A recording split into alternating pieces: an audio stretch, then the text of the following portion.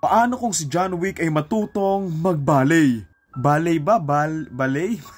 Basta yun na yun. Magsisimula ito sa isang batang si Eve na mauulila matapos bawian ng buhay yung tatay niya. Habang nasa may police station siya, dito siya may makikilalang isang lalaki na aampun sa kanya. Pero imbes na sa payapang bahay, dito siya dadali nito sa isang lugar na ititrain siya bilang isang assassin. Sa pagtanda nga niya, dito niya kakailanganin patunayan yung sarili niya at lumaban ng napakaraming beses. At isang araw, dito nga masusubukan yung lahat ng pinagdaanan at hirap niya sa buhay nang maging assassin na siya at kailangan na nga niyang lumaban sa napakaraming mga tao. Gagawin nga niya itong lahat para maprotektahan yung sarili niya at makapaghigante doon sa bumawi sa buhay ng tatay niya. Title ng movie, Ballerina. Isa lang masasabi ko dito, wreck!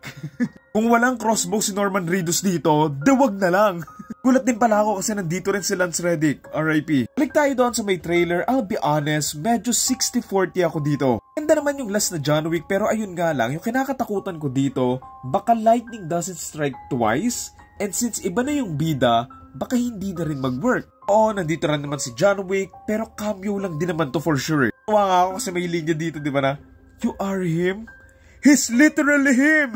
Kasi doon sa may trailer, maaangas pa din naman yung mga fight scenes nila pero sana meron silang bagong maipakita dito na hindi pa natin nakita before. Tiwala din naman ako kahit papaano kay Ana de Armas kasi nakita ko na yung mga fight scenes niya before like sa Ghosted and tsaka sa No Time to Die and effective naman siyang makapaglaban. Kasi sa mga labanan sumikat tong franchise na to so if pangit yung labanan, edi pangit na din yung buong movie kaya sana ma-pull off nila talaga. Parts din naman doon sa may trailer na aabangan ko like kung gumamit siya ng water hose laban doon sa may fire something tapos gumamit din siya ng pang ice skating pang laban, yung labanan din sa mga party tsaka marami pang iba. I really hope that there's a great story and plot behind the amazing actions kasi hindi lang naman naging maganda yung John Wick franchise dahil maganda silang makapagrambulan Maganda yung John Wick 1 kasi ginawa ni John Wick yun para sa isang aso na mahalaga sa kanya. So yun lang, again ang title ito, Ballerina, wala pa tong official release date pero ipapalabas to 2025.